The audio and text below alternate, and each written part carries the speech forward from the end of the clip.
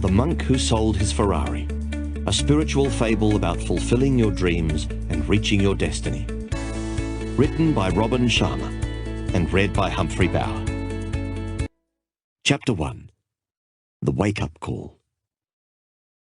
He collapsed right in the middle of a packed courtroom.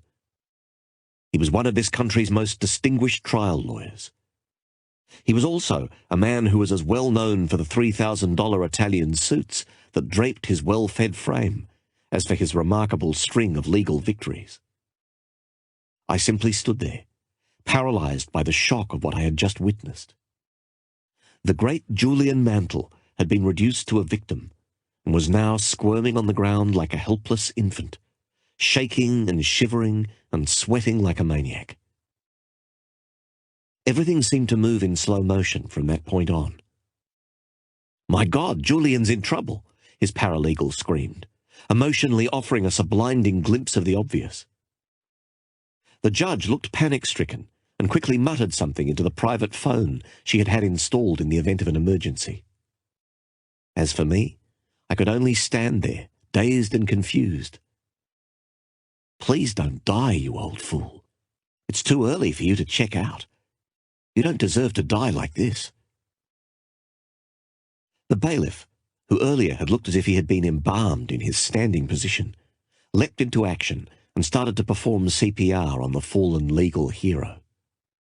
The paralegal was at his side, her long blonde curls dangling over Julian's ruby-red face, offering him soft words of comfort, words that he obviously could not hear. I had known Julian for 17 years. We had first met when I was a young law student, hired by one of his partners as a summer research intern. Back then, he'd had it all. He was a brilliant, handsome, and fearless trial attorney with dreams of greatness. Julian was the firm's young star, the rainmaker in waiting. I can still remember walking by his regal corner office while I was working late one night and stealing a glimpse of the framed quotation perched on his massive oak desk. It was by Winston Churchill, and it spoke volumes about the man that Julian was. "Sure I am that this day we are masters of our fate, that the task which has been set before us is not above our strength, that its pangs and toils are not beyond my endurance. As long as we have faith in our own cause and an unconquerable will to win, victory will not be denied us." Julian also walked his talk. He was tough, hard-driving, and willing to work 18-hour days for the success he believed was his destiny. I heard through the grapevine that his grandfather had been a prominent senator, and his father a highly respected judge of the federal court. It was obvious that he came from money, and that there were enormous expectations weighing on his Armani-clad shoulders. I'll admit one thing, though. He ran his own race. He was determined to do things his own way, and he loved to put on a show.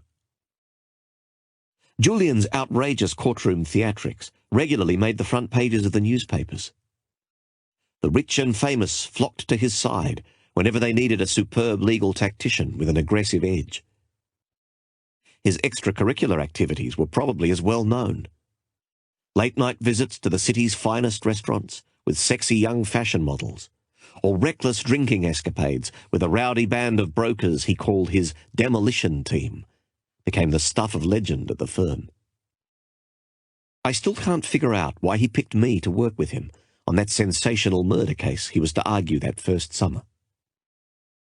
Though I had graduated from Harvard Law School, his alma mater, I certainly wasn't the brightest intern at the firm, and my family pedigree reflected no blue blood. My father spent his whole life as a security guard with a local bank after a stint in the Marines. My mother grew up unceremoniously in the Bronx.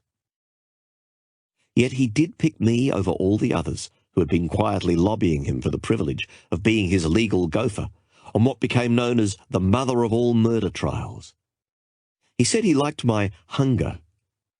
We won, of course, and the business executive who had been charged with brutally killing his wife was now a free man, or as free as his cluttered conscience would let him be. My own education that summer was a rich one. It was far more than a lesson on how to raise a reasonable doubt where none existed. Any lawyer worth his salt could do that. This was a lesson in the psychology of winning, and a rare opportunity to watch a master in action. I soaked it up like a sponge. At Julian's invitation, I stayed on at the firm as an associate, and a lasting friendship quickly developed between us. I will admit that he wasn't the easiest lawyer to work with. Serving as his junior was often an exercise in frustration, leading to more than a few late-night shouting matches. It was truly his way or the highway. This man could never be wrong. However, beneath his crusty exterior was a person who clearly cared about people. No matter how busy he was, he would always ask about Jenny, the woman I still call my bride, even though we were married before I went to law school. On finding out from another summer intern that I was in a financial squeeze, Julian arranged for me to receive a generous scholarship. Sure, he could play hardball with the best of them, and sure, he loved to have a wild time, but he never neglected his friends. The real problem was that Julian was obsessed with work. For the first few years, he justified his long hours by saying that he was doing it for the good of the firm, and that he planned to take a month off and go to the Caymans, next winter for sure. As time passed, however, Julian's reputation for brilliance spread, and his workload continued to increase. The cases just kept on getting bigger and better, and Julian, never one to back down from a good challenge, continued to push himself harder and harder. In his rare moments of quiet, he confided that he could no longer sleep for more than a couple of hours without waking up feeling guilty that he was not working on a file. It soon became clear to me that he was being consumed by the hunger for more prestige, more glory, and more money. As expected, Julian became enormously successful. He achieved everything most people could ever want: a stellar professional reputation with an income in 7 figures, a spectacular mansion in a neighborhood favored by celebrities, a private jet, a summer home on a tropical island, and his prized possession, a shiny red Ferrari parked in the center of his driveway. Yet I knew that things were not as idyllic as they appeared on the surface. I observed the signs of impending doom, not because I was so much more perceptive than the others at the firm, but simply because I spent the most time with the man. We were always together because we were always at work. Things never seemed to slow down. There was always another blockbuster case on the horizon that was bigger than the last. No amount of preparation was ever enough for Julian.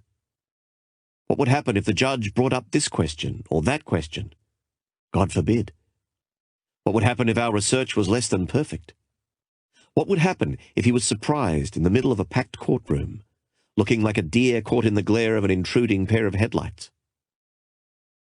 So we pushed ourselves to the limit, and I got sucked into his little work-centered world as well.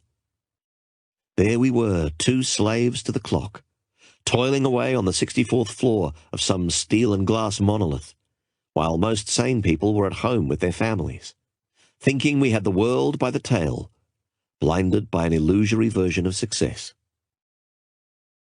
The more time I spent with Julian, the more I could see that he was driving himself deeper into the ground. It was as if he had some kind of death wish. Nothing ever satisfied him. Eventually, his marriage failed. He no longer spoke with his father, and though he had every material possession anyone could want, he still had not found whatever it was that he was looking for. It showed, emotionally, physically, and spiritually. At 53 years of age, Julian looked as if he was in his late 70s. His face was a mass of wrinkles, a less than glorious tribute to his take-no-prisoners approach to life in general, and the tremendous stress of his out-of-balance lifestyle in particular. The late-night dinners in expensive French restaurants, smoking thick Cuban cigars and drinking cognac after cognac, had left him embarrassingly overweight. He constantly complained that he was sick and tired of being sick and tired. He had lost his sense of humor, and never seemed to laugh anymore. Julian's once enthusiastic nature had been replaced by a deathly somberness. Personally, I think that his life had lost all purpose. Perhaps the saddest thing was that he had also lost his focus in the courtroom. Where he would once dazzle all those present with an eloquent and airtight closing argument, he now droned on for hours, rambling about obscure cases that had little or no bearing on the matter before the court. Where once he would react gracefully to the objections of opposing counsel, he now displayed a biting sarcasm that severely tested the patience of judges who had earlier viewed him as a legal genius. Simply put, Julian's spark of life had begun to flicker. It wasn't just the strain of his frenetic pace that was marking him for an early grave. I sensed it went far deeper. It seemed to be a spiritual thing. Almost every day he would tell me that he felt no passion for what he was doing and was enveloped by emptiness. Julian said that as a young lawyer he really loved the law, even though he was initially pushed into it by the social agenda of his family. The law's complexities and intellectual challenges had kept him spellbound and full of energy. Its power to effect social change had inspired and motivated him. Back then, he was more than just some rich kid from Connecticut. He really saw himself as a force for good, an instrument for social improvement, who could use his obvious gifts to help others. That vision gave his life meaning. It gave him a purpose, and it fueled his hopes. There was even more to Julian's undoing than a rusty connection to what he did for a living. He had suffered some great tragedy before I had joined the firm. Something truly unspeakable had happened to him, according to one of the senior partners. But I couldn't get anyone to open up about it. Even old man Harding, the notoriously loose-lipped managing partner, who spent more time in the bar of the Ritz-Carlton than in his embarrassingly large office, said that he was sworn to secrecy.